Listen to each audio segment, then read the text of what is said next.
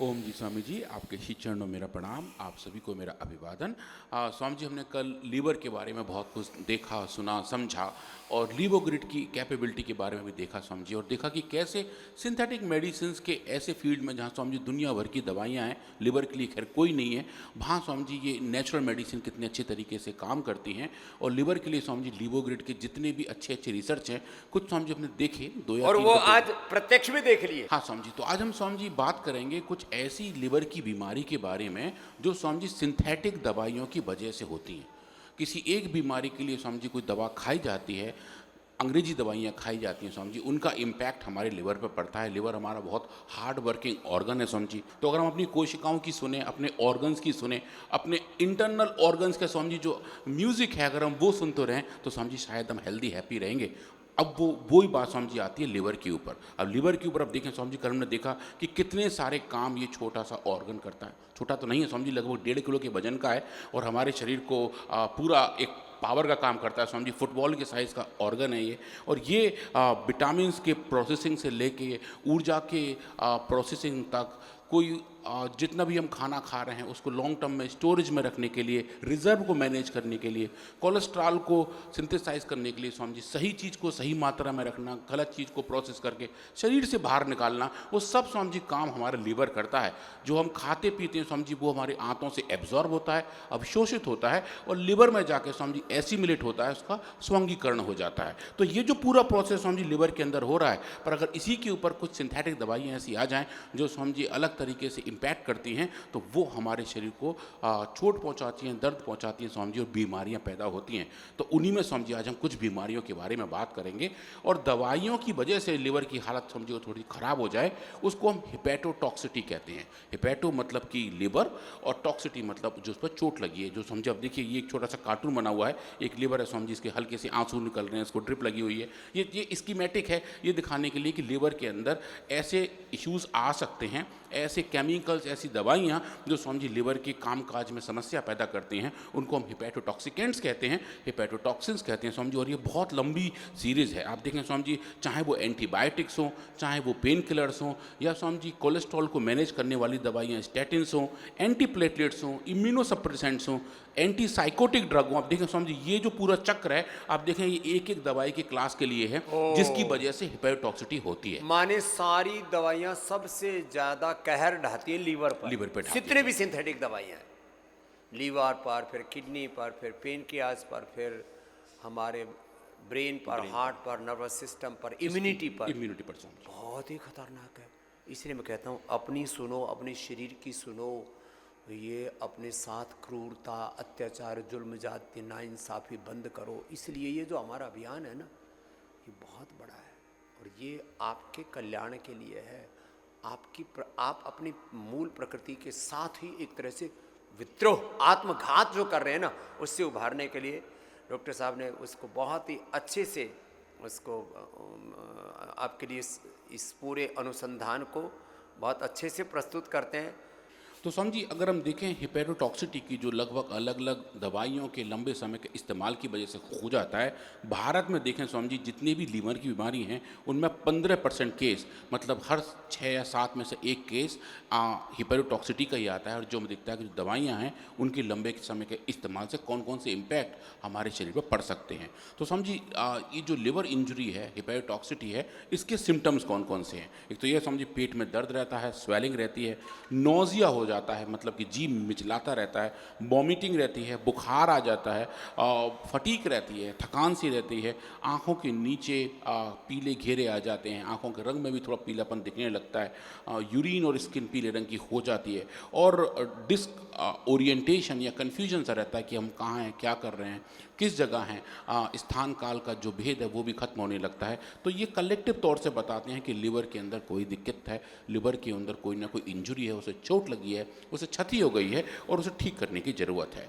और इसको नापने के फिर तरीके हैं। जब हम किसी डॉक्टर्स के पास जाते हैं और जाके पूछते हैं हमारे लिवर का ये दिक्कत है, तो ये टेस्ट किए जाते हैं जिनको हम लिवर फंक्शन टेस्ट, शॉर्ट में LFT कहते हैं। और आजकल तो वो जो होल बॉडी चेकअप का एक पूरा पैकेज लगभग हर एक डायग्नोस्टिक कंपनी फ्लोट करती है, उसमें ये LFT भी काउंट होते हैं। चाहे हम बात करें उसमें ALT की, जिसको हम एलानिन अमीनो ट्रांसफरेज कहते हैं, इसका दूसरा नाम SGOT भी है। और या फिर बात करें AST की, जिसको हम SGPT भी कहते हैं, जिसको एस्पार्टेट अमीनो ट्रांसफरेज कहते हैं। या बात करें एल्कलाइन फॉस्फेटेज, इसको ALP कहा जाता है। ये 3 एंजाइम्स हैं जो हमारे लिवर के सेल से सिक्रीट होते हैं। इनका लेवल अगर बड़ा मिलता है रक्त के अंदर, तो ये बताता है कि लिवर के अंदर थोड़ी सी इंजरी है, कहीं ना कहीं चोट है और कहीं ना कहीं थोड़ी सी दिक्कत है।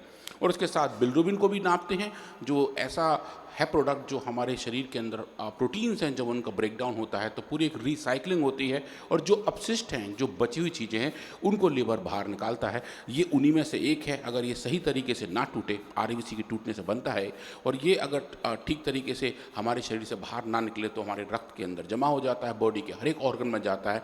और जो पीलिया नाम की बीमारी है, मतलब पूरे शरीर पे पीलापन आ जाता है, संस्कृत में इसको पांडु रोग भी कहते हैं, वो इस बिलिरुबिन के बढ़े हुए लेवल की वजह से होता है। और ये भी लिवर फंक्शन के बारे में बताता है।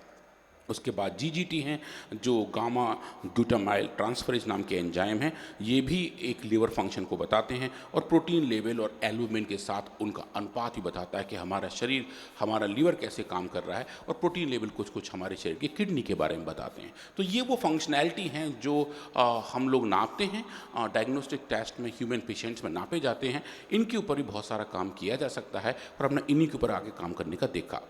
अब आप ये देखिए, ये जो केमिकल्स हैं, ये जो चीज़ें हैं जिनकी वजह से लिवर के अंदर दिक्कत आती है, ये पूरी एक श्रृंखला है, एक माला जैसी है। ये लगभग कई सौ और I would say may be 1000 के लगभग ऐसे केमिकल्स दिखेंगे जिनका इम्पैक्ट लिवर के पास पहुंचता है।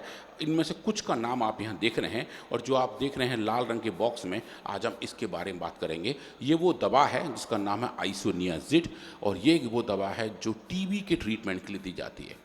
ट्यूबरकुलोसिस भारत की में एक बड़ी बीमारी रही है, और इसका जो ट्रीटमेंट है वो कि 6 महीने से लेके 18 महीने तक 4 दवाइयों का सेट दिया जाता है। और भारत सरकार के अलग अलग डिस्पेंसरीज, अलग अलग प्रोसेस इन दवाइयों का इस्तेमाल करके शरीर से TB, जो एक बैक्टीरियल इन्फेक्शन है, उससे बाहर निकालते हैं। और ये जो दवा है आइसोनियाजिड, ये उस ट्रीटमेंट का एक बड़ा हिस्सा है। अब ये दवा बैक्टीरिया को तो मारती है, TB से हमें लड़ने में सहायता देती है, TB को हटाती है, हम ठीक हो जाते हैं। पर आइसोनियाजिड का एक बड़ा इम्पैक्ट हमारे लिवर के ऊपर पड़ता है। तो जब भी ऐसे लोग जिनको TB है, जिनको दवाएं ये वाली दी जाती हैं, उनके डॉक्टर्स उनको कहते हैं कि हर 3 महीने में, हर 6 महीने में एक बार लिवर टेस्ट कराते रहिए, ताकि हमें ये पता रहे कि आपका लिवर इस दवाई से कैसे लड़ पा रहा है और कहीं कुछ कैसी दिक्कत तो नहीं है, और हैं तो क्या हम उनको मेजर कर सकते हैं। तो ऐसा क्यों होता है? क्योंकि ये जो दवा है आइसोनियाजिड, इसकी वजह से लिवर के अंदर इंजुरी होती है।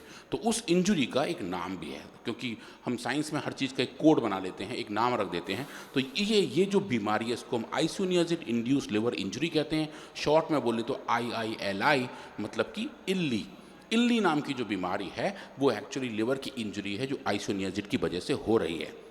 और आइसोनियाजिड क्या है? ये वो दवा है जो TB में दी जाती है। पूरे विश्व में आप देखें तो लगभग 10 मिलियन केसेस TB के हैं जो हर साल में रिपोर्ट किए जाते हैं। 10 मिलियन मतलब 1 करोड़ पेशेंट हर साल TB से परेशान होते हैं, और उनको जो फर्स्ट लाइन ऑफ ट्रीटमेंट दिया जाता है, जो सिंथेटिक दवाई दी जाती है, वो आइसोनियाजिड है। और ये अगर सही मात्रा में खाई जाए तब भी जो उसका नॉर्मल ह्यूमन डोज है, उस डोज पर भी इसका इम्पैक्ट हमारे लीवर के अंदर आता है, क्योंकि लिवर इसको अलग तरीके से प्रोसेस करता है, और इसकी वजह जो स्ट्रेस आती है लिवर के अंदर, वो बीमारी को जन्म देती है। अब लीवर एक तरीके से मॉडिफायर है, समझिए। जो भी हम दवाइयाँ खा रहे हैं, जो भी हम खाना खा रहे हैं, उनका मेटाबॉलिज्म, उनका जो स्वरूप है, वो हमारा लीवर बदलता है। तो आइसोनियाजिड है जो हमारे लिवर के अंदर जा रहा है, उसका एक स्वरूप है, इसका नाम है हाइड्राजीन। तो हाइड्राजीन एक मेटाबोलाइट है जो आइसोनियाजिड होता है, ये जो है ये हमारे लिवर सेल के अंदर ऑक्सीडेटिव स्ट्रेस पैदा करता है और उस स्ट्रेस की वजह से हेपेटिक नेक्रोसिस मतलब जो लिवर की सेल्स हैं वो मरने लगती हैं और वो एक बड़ा कारण होता है हेपेटोटॉक्सिटी का। तो इसके पीछे का जो विज्ञान है कि ये दवा कैसे कौन कौन सी तरीके से टॉक्सिटी इंड्यूस कर सकती है वो अच्छे से समझा हुआ है, पर स्वामी जी अगर ऐसा है तो उससे बचने के लिए क्या करें वो ज़्यादा क्लियर नहीं होता। तो स्वामी जी अगर आप देखें ये मैकेनिज्म है कि इलीक होने का कारण क्या है कि भाई रिएक्टिव ऑक्सीजन स्पीशीज बढ़ जाती हैं जिसकी वजह से हेपेटोटॉक्सिटी बन जाती है, ऑक्सीडेटिव स्ट्रेस को जो हटाने वाले काम हैं वो भी थोड़े से कम हो जाते हैं और जो शरीर का अपना मैकेनिज्म है बीमारी से लड़ने का वो भी स्वामी जी कम हो जाता है और ये टॉक्सिटी का एक कारण बन जाता है।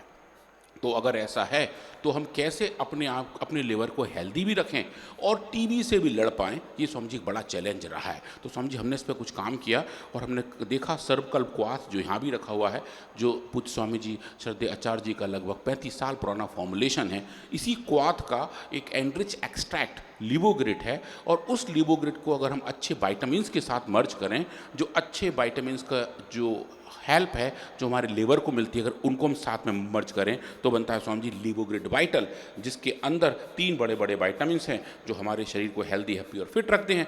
विटामिन सी, B12 और B9 जो यहाँ पे ये आप देख रहे हैं वो है लिवोग्रिड वाइटल। तो हमने लिवोग्रिड वाइटल पे काम किया और दिखाया कि अगर हम लिवर सेल्स पे काम करें, उनको आइसोनियाजिड से इंड्यूस करें, उनके अंदर जो टॉक्सिटी है अगर उसको हम उसमें पैदा करें तो क्या हम उस टॉक्सिटी को डायल आउट कर सकते हैं, उसको होने से रोक सकते हैं, और अगर नहीं हुई है तो क्या स्वामी जी अपनी लीवर सेल्स को हेल्प कर सकते हैं कि उस बीमारी से लड़ पाए। तो आज हम बात करेंगे लिवोग्रिड वाइटल के बारे में और ये उसके एज यूजुअल डिटेल केमिस्ट्री हैं कि कौन कौन से घटक इसके अंदर पाए जाते हैं। जो उसके 3 बड़े हब्स हैं पुनर्नवा, भूमि आंवला और मकोए, उन तीनों के जो अपने सिग्नेचर कंपाउंड हैं वो आप यहाँ देख रहे हैं और उसके साथ जो 3 वाइटामिन जो मैंने बताए B12, B9 और विटामिन सी, वो जो ऊपर से इसके अंदर ऐड किए हैं और वो भी नेचुरली सोर्स हैं, प्लांट से ही आइसोलेट किए हुए ये विटामिन्स हैं और जब इनको आप मर्ज करते हैं तो मिलता है लिवोग्रिड वाइटल और उसके ऊपर हमने स्वामी जी बहुत सारा काम करना शुरू किया।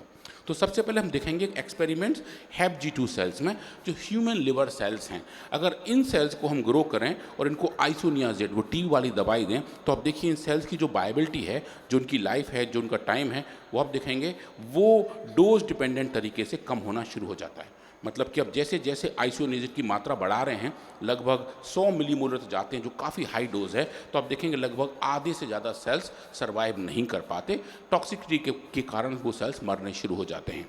इन्हीं सेल्स को अगर आप दे रहे हैं लिवोग्रिड वाइटल, सिर्फ लिवोग्रिड वाइटल और कुछ नहीं, तो आप देखें कि लगभग 100 माइक्रोग्राम पर ml तक ये सेल लिवोग्रिड वाइटल को अच्छे से एक्सेप्ट करते हैं। इनकी टॉलरेटेबिलिटी अच्छी है, जैसे पूज्य स्वामी जी हमें बार बार बताते हैं कि हर एक कोशिका के अंदर नेचुरल मेमोरीज़ हैं, तो ये उसका बड़ा अच्छा एग्जाम्पल है कि जो हमारी ह्यूमन सेल्स हैं वो नेचुरल कंपाउंड को अच्छे से एसिमिलेट करती हैं, अच्छे से उनको स्वीकार करती हैं और कोई भी टॉक्सिटी नहीं आती है।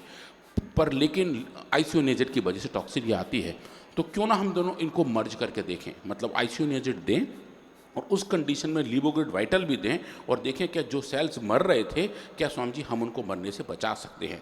तो 60 मिलीमोलर जो एक थोड़ी सी हाई डोज भी है आइसोनियाजिड की, उस एक्सपेरिमेंट में अगर आप लिवोग्रिड दे रहे हैं तो आप देखिए कि जैसे जैसे लिवोग्रिड की मात्रा बढ़ा रहे हैं वैसे वैसे जो सेल्स मर रहे थे वो मरने से बच जाते हैं, जो उनकी लाइफ है वो थोड़ी सी बेटर हो जाती है और उनका सेल साइकिल पूरा होना शुरू हो जाए, जो हमें पहली तरीके से बताता है कि हाँ आइसोनियाजिड द्वारा इंड्यूस टॉक्सिटी इल्ली से हम बच सकते हैं अगर हम लिवोग्रिड वाइटल का इस्तेमाल कर रहे हैं, तो जो एक बड़ी वाली बात है।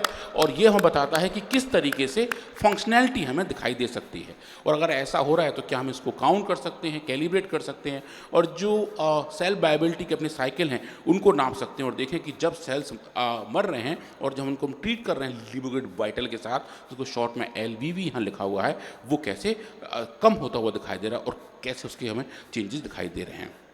उसके बाद हमने काम किया स्वामी जी ऑक्सीडेटिव स्ट्रेस के ऊपर, क्योंकि आइसोनियाजिड की वजह से ऑक्सीडेटिव स्ट्रेस आती है और ये जो स्ट्रेस है जो मैंने पहले बताया था उसको हम नाप सकते हैं। इसको नापने के तरीके हैं, कुछ डाइज हैं जो रिएक्टिव ऑक्सीजन स्पीशीज़ को नापती हैं और जो उसके मॉलिक्यूलर प्लेयर्स हैं जिनकी वजह से स्ट्रेस के अपने अपने आयाम हैं उनको देखा जा सकता है, चाहे वो GSH हो या MDA हो। तो आप देखें कि आइसोनियाजिड की वजह से रॉस का लेवल बढ़ जाता है जो एक्सपेक्टेड है, जो ऑलरेडी रिपोर्टेड है, पर जब आप उसको ट्रीट कर रहे हैं लीवोग्रिड वाइटल के साथ, तो आप देखिए डोज डिपेंडेंट तरीके से लौट के वहीं वापस आता है जहाँ नॉर्मल अनट्रीटेड सेल्स का होना चाहिए। और सिमिलरली जो इसके मॉलिक्यूलर प्लेयर हैं GSH और MDA, GSH का लेवल ऑक्सीडेटिव स्ट्रेस के दौरान बंद हो जाता है क्योंकि एंटीऑक्सीडेंट कंपोनेंट है, और आप देखें लीवोग्रिड वाइटल इसको रिगेन करता है, रिकवर करता है। और MDA जो एक और रेस्पॉन्स आप देखिए उसका लेवल बढ़ता है, और ये बढ़ा हुआ लेवल आप देखें लीवोग्रिड ट्रीटमेंट से कम होना शुरू हो जाता है। तो ये जो बात है हमारे नेचुरल मेडिसिन की कि जिस चीज़ को जैसे बैलेंस करना हो, उसका बहुत अच्छा एग्जाम्पल यहाँ हम देख रहे हैं कि ऑक्सीडेटिव स्ट्रेस को रेगुलेट और कंट्रोल किया जा सकता है। और इसके नीचे हम एक और लेवल पे जाएं कि ऐसा क्यों हो रहा है और आगे क्या हो रहा है, तो उसके लिए फिर हम आते हैं लौट के एपोप्टोसिस पे। एपोप्टोसिस के बारे में काफ़ी हम बात कर चुके हैं। जो कोशिकाओं का अपना एक जीवन चक्र है, सेल साइकिल है, और हर एक कोशिका जो पैदा होती है उसके जाने का समय भी होता है, जैसे हमारा भी है। एक शरीर के तौर पर हमने फिक्स लाइफ लेके आए हैं, ऐसे ही हमारे शरीर की एक एक कोशिका वो फिक्स लाइफ लेके आई है। और वो जो कोशिकाओं का अपना जीवन चक्र अगर सही टाइम पे हो तो सेल्स को पता होता है कि हमारे जाने का टाइम आ गया, तो फिर वो एक प्रोग्राम सेल डेथ के तौर पर जाते हैं और एपोप्टोसिस इंड्यूस होता है और सेल्स चले जाते हैं। पर अगर दवाइयाँ, सिंथेटिक दवाइयाँ वहाँ पे प्रेजेंट हों तो कभी कभी वो उस प्रोसेस को थोड़ा सा पहले कर देती हैं। सेल्स के जाने का टाइम जैसे कुछ दिन बाद हो, लेकिन वो पहले होने लगता है, तो जो हेल्दी सेल्स हैं उनका नंबर कम हो जाता है। तो समझिए हमने वही देखा कि ये जो एपोप्टोसिस है, जो कोशिकाओं का आत्म विसर्जन है, वो अगर समय से पहले होने लगे तो बीमारी का एक बड़ा कारण है। तो हमने समझी उन पे भी काम किया और एपोप्टोसिस के अलग अलग मार्कर को देखा।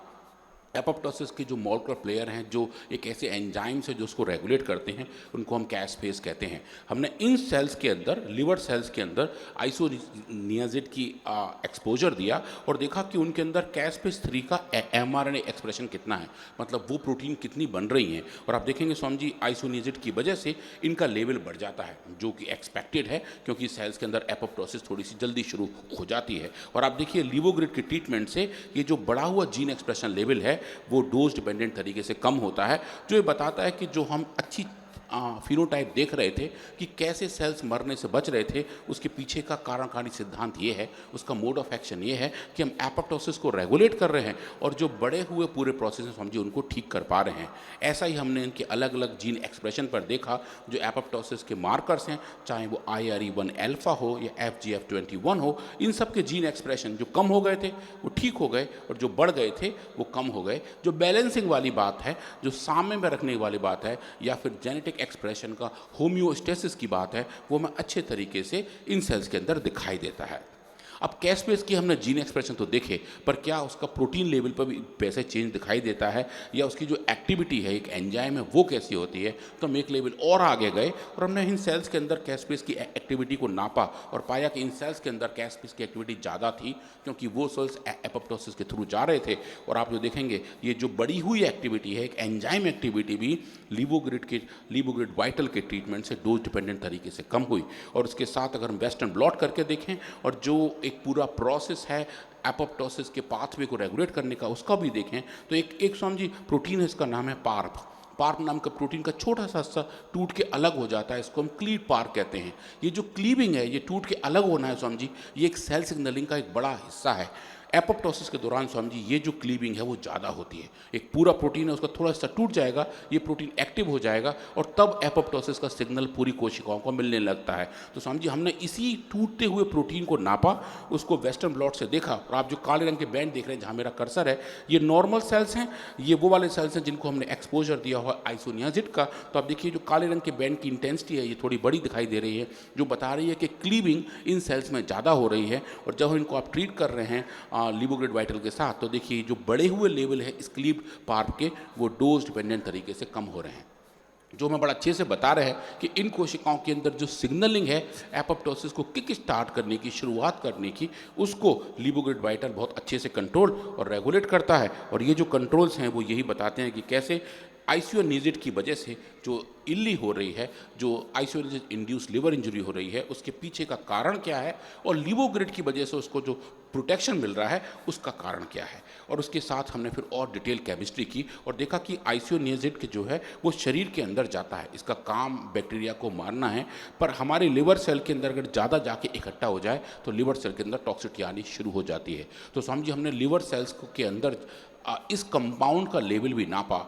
हमारी हर्बल केमिस्ट्री की टीम ने, एनालिटिकल केमिस्ट्री की टीम ने से बहुत काम किया और एक स्पेशल मेथड डेवलप किया। और आप जो पीक्स देख रहे हैं, ये जो आपको थोड़े थोड़े कुतुब मीनार जैसे स्ट्रक्चर दिखाई दे रहे हैं, ये जो हैं ये समझिए बता रहे हैं कि एक कोशिका के अंदर, कोशिकाओं के समूह के अंदर आइसोनियाजिड की मात्रा कितनी है। और एक बड़ा अच्छी वाली बात है और ये बहुत अच्छा एक एग्जाम्पल है इंटीग्रेटेड मेडिसिन का, जहाँ सिंथेटिक मेडिसिन की बायो अवेलेबिलिटी एक हर्बल मेडिसिन की वजह से रेगुलेट हो रही है। ये एक बड़ी वाली बात है और हमने पहली बार ये देखा कि लीवोग्रिड वाइटल आइसोनियाजिड की बायो अवेलेबिलिटी को कंट्रोल करता है।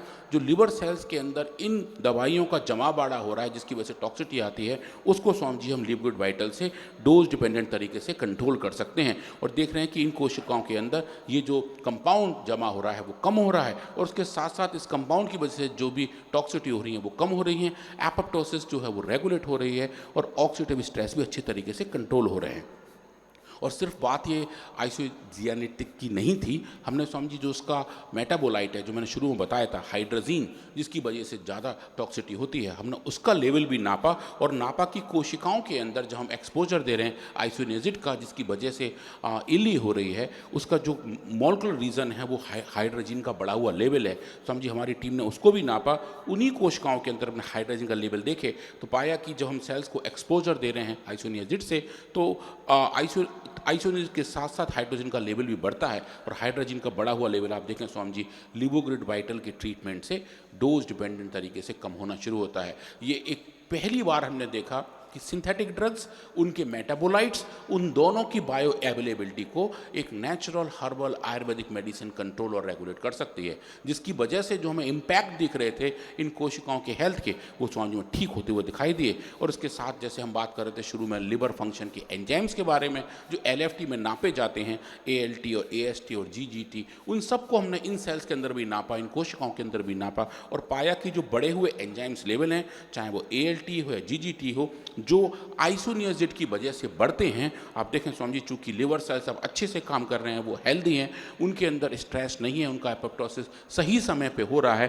तो ये जो लिवर इंजरी के मार्कर हैं ये भी रिकवर होने शुरू हो जाते हैं। और जो ट्रीटमेंट बेनिफिट है हमें लीवोग्रिड का, वहाँ बहुत अच्छी तरीके से दिखाई देता है कि चाहे ALT का बढ़ा हुआ लेवल हो, चाहे GGT का बढ़ा हुआ लेवल हो, आप देखें स्वामी जी लीवोग्रिड वाइटल के ट्रीटमेंट से ये नॉर्मलाइज होने शुरू हो जाते हैं। ये फाइंडिंग लेकर स्वामी जी हम बड़े जर्नल के पास गए जो BAMC कम्प्लीमेंट्री मेडिसिन थेरेपी है, जो स्प्रिंग नेचर का एक अच्छा पब्लिकेशन है। और हमने स्वामी जी में पहली बार ये पब्लिश किया कि एक नोबल कॉम्बिनेशन जहाँ हर्ब्स को वाइटामिन के साथ मर्ज किया जाए, जहाँ दोनों चीज़ों को एक साथ लेके हम चलें तो हर्ब्स और वाइटामिन एक साथ मिलकर अच्छा काम करते हैं। और लीवोग्रिड vital isoniazid induced liver injury को रेगुलेट करता है, उसके अंदर ऑक्सीडेटिव स्ट्रेस को कम करता है और आइसोनियाजिड के बायो एक्यूमुलेशन को भी कम करता है। ये समझी बहुत गर्व और हर्ष का विषय है कि ये एक इनोवेशन जो हमने पहली बार देखा कि हर्ब्स और वाइटामिन मिलकर एक बीमारी को रेगुलेट करने में हमारी हेल्प कर सकते हैं। और जो हमारे ऋषियों का प्राचीन ज्ञान है उसको हम एक न्यूट्रास्यूटिकल कंपोनेंट के साथ भी मर्ज करके देखें तो हम बीमारी से लड़ सकते हैं और लिवर की जितनी भी ऐसी इश्यूज हैं स्वामी जी, उनसे लड़कर जीत सकते हैं। तो हमने स्वामी जी आज ये देखा कि लिवर फंक्शंस के बारे में, कल हमने 2-3 बीमारियों के बारे में बात किया था, आज स्पेसिफिकली अलग अलग ऐसी बीमारियों के बारे में देखा जो दवाइयों के, सिंथेटिक वर्ड के लंबे समय के इस्तेमाल की वजह से होती हैं और कैसे स्वामी जी उनको नेचुरल मेडिसिन से, आयुर्वेदिक ड्रग से ठीक किया जा सकता है। इस यात्रा को हम जारी रखेंगे। कल परसों 2 और अलग चीज़ों के बारे में बात करेंगे जो लिवर की कम बात की जाने वाली बीमारियाँ हैं। एक तो है फॉस्फोलिपिडोसिस और एक है स्वामी जी कोलेस्टेसिस। हम उनके बारे में दिखाएंगे कि इन बीमारियों में लीवोग्रिड कैसे काम करता है, उन बीमारियों के कारक क्या हैं और कैसे स्वामी जी एक अच्छे नेचुरल मेडिसिन का इस्तेमाल करके हम लिवर की बायोलॉजी को संतुलित अवस्था में रख सकते हैं, उसे पावर दे सकते हैं कि वो किसी बीमारी से लड़ पाए और अगर होए तो स्वामी जी उससे लड़के जीत पाए। Thank you Swami ji.